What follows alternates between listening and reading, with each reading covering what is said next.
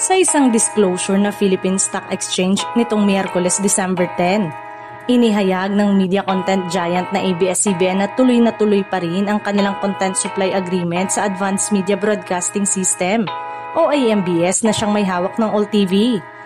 Ayon sa Kapamilya Network, umiiral pa rin ang naturang kasunduan sa Villar-based channel na sinimula noong May 13, 2024 kung saan mala Jeepney TV ang lineup ng mga palabas.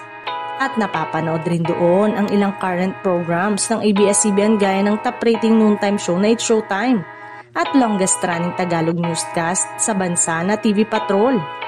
Kaya naman sa mga umaasa na sa AllTV2, nais lumipat ng ABS-CBN programs kasunod ng napipintong pagtatapos ng partnership ng Kapamilya Network at TV5.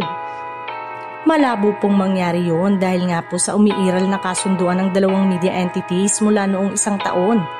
Pinabulaanan din ng kampo ng ABS-CBN ang lumalabas na balita na sinasabing nakikipag-usap na raw ang pamunuan sa AMBS na doon na raw ipapalabas ang ilan pang current Kapamilya shows kasunod nga ng gusot na sa pagitan ng ABS-CBN at TV5.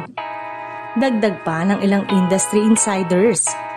Hindi ganun kasimple ang paglilipat ng mga programa patungo sa ibang network, lalo't may umiiral pang legal at kontraktual na obligasyon. Kaya kung meron mang plano ang ABS-CBN para sa mas malawak na collaboration sa iba pang platform o channel, hindi pa ito maaaring ipatupad hanggat hindi natatapos o nababago ang kasalukuyang agreement sa AMBS. Sa kabila nito, aminado rin ang ilang observers na mahalaga para sa ABS-CBN ang pagsiguro ng mas maraming platform na maaaring pagdaluyan ang kanilang content lalo na't papasok ang 2026 kung kailan mas magiging matindi ang kompetisyon sa entertainment at news broadcasting. Habang nagpapatuloy ang pag-uusap ng ABS-CBN at TV5 ukol sa maagang pagtatapos ng kanilang partnership, tiniyak ng Kapamilya Network na hindi maaapektuhan ang kanilang audience dahil sa patuloy na digital presence ng ABS-CBN sa iba pang cable at satellite partnership.